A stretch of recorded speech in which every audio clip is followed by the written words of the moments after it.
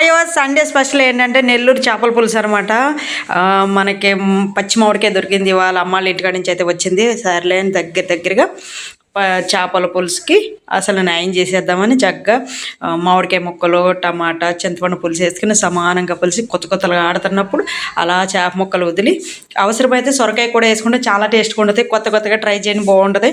నాకైతే చాలా ఇష్టం. ఆ సొరకాయ ఆ చేప ముక్కకి ఆ పులుసు అంతా పట్టి ఏంటంటే చేప ముక్క మీద ఏం తీసిపోదు సొరకాయ, చాలా టేస్ట్గా ఉంటుంది. అలాగే మామిడికాయ ముక్క కూడా అలా ముద్దలో పెట్టుకుంటూ ఉంటే సూపర్ అంటే సూపర్ ఉంటుంది అనమాట. ఆ మామిడికాయ ముక్కలు వేసుకుని చక్కగా కొత్తలు ఆడుకుంటా ఇదంతా హై ఫ్లేమ్లోనే జరగాలి.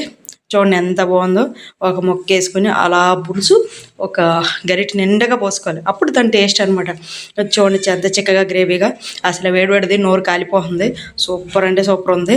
ఆ ముక్క తీసుకుని ఆ సొరకాయ ముక్క ఆ చేప ముక్క కలుపుకుని తింటే నోరు మాత్రం విపరీతంగా